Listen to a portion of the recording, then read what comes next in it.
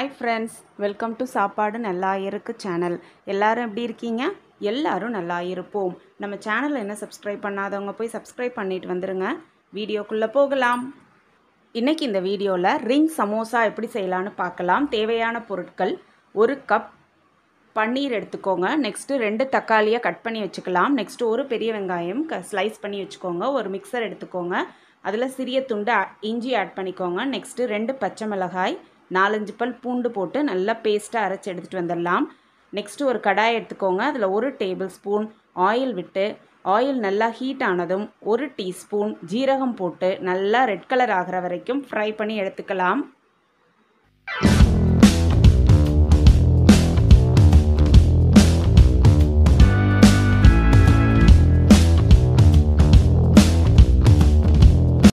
ஜீரகம் நல்லா ஃப்ரை ஆயிடுச்சு. இதில் நம்ம கட் பண்ணி வச்சுருக்க ஒரு பெரிய வெங்காயத்தையும் அது கூட ஆட் பண்ணி வெங்காயம் கலர் மாறுற வரைக்கும் நல்லா ஃப்ரை பண்ணி எடுத்துக்கலாம்.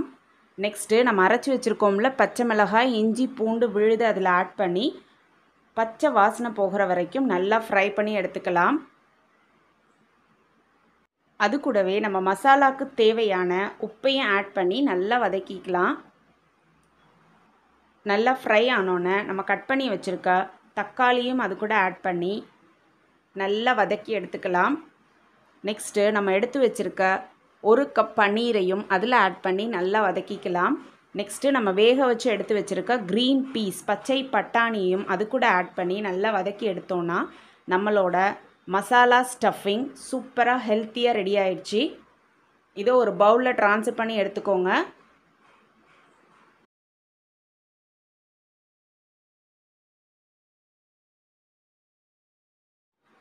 இப்போது ஸ்டஃபிங் ரெடியாக இருக்குது.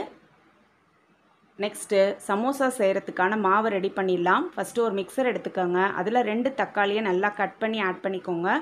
நெக்ஸ்ட்டு ஒரு 5-6 பூண்டு பற்களையும் அதுக்குள்ளே ஆட் பண்ணிக்கோங்க. சிறிய துண்டு இஞ்சியும் ஆட் பண்ணிக்கோங்க. அது கூடவே 1 டீஸ்பூன் மிளகு ஆட் பண்ணிக்கோங்க. உங்கள் காரத்துக்கு தகுந்த மாதிரி மிளகு. நெக்ஸ்ட்டு 1 டீஸ்பூன் ஜீரகமும் ஆட் பண்ணிக்கலாம். ஆட் பண்ணி நல்லா ஒரு ஃபைன் பேஸ்ட்டாக அரைச்சி எடுத்துகிட்டு வந்துட்டு இந்த பேஸ்ட்டை நம்ம கோதுமை மாவில் ஆட் பண்ணி மாவு பிசைஞ்சு எடுத்துக்கலாம். ஒரு பவுல் எடுத்துக்கோங்க. அதில் தேவையான அளவு கோதுமை மாவை ஆட் பண்ணிவிட்டு நம்ம அரைச்சி எடுத்துகிட்டு வந்திருக்கோம்ல தக்காளி, இஞ்சி, பூண்டு, மிளகு, ஜீரக பேஸ்ட்டை அது கூட ஆட் பண்ணிக்கலாம். இந்த டிஷ்ஷுக்கு தேவையான உப்பையும் ஆட் பண்ணி நல்லா மிக்ஸ் பண்ணி சப்பாத்தி மாவு பதத்துக்கு நல்லா மாவு பிசைஞ்சு எடுத்து வச்சுக்கலாம். இப்போது சமோசா செய்கிறதுக்கான மாவும் ரெடியாக இருக்குது. ஸ்டஃபிங்கும் ரெடியாக இருக்குது. மாவில் சின்ன சின்ன பால்ஸாக கட் பண்ணி சப்பாத்தியாக திரட்டி எடுத்துக்கலாம். சப்பாத்தியாக திரட்டி எடுத்தோன்னே ஸ்டஃபிங்கை உள்ளே வச்சு எப்படி ரிங் சமோசா செய்யலான்னு பார்க்கலாம் வாங்க.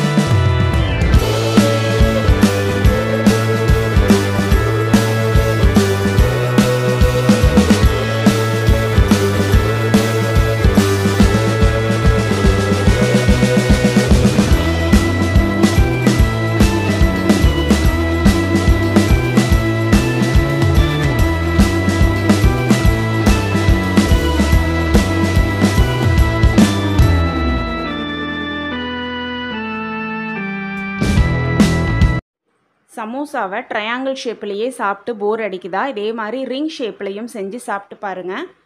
எல்லாத்தையும் ரெடி பண்ண பிறகு ஒரு கடாயில் ஆயில் விட்டு சமோசாவை ஒன்று ஒன்றா போட்டு நல்லா ப்ரௌன் ஆகிற வரைக்கும் ஃப்ரை பண்ணி எடுத்தோன்னா நம்மளோட சூப்பரான ஹெல்த்தியான எம்மியான ரிங் சமோசா ரெடி. இந்த ரெசிபி உங்களுக்கு பிடிச்சிருந்ததுன்னா லைக் பண்ணுங்கள், ஷேர் பண்ணுங்கள், சப்ஸ்கிரைப் பண்ணுங்கள்.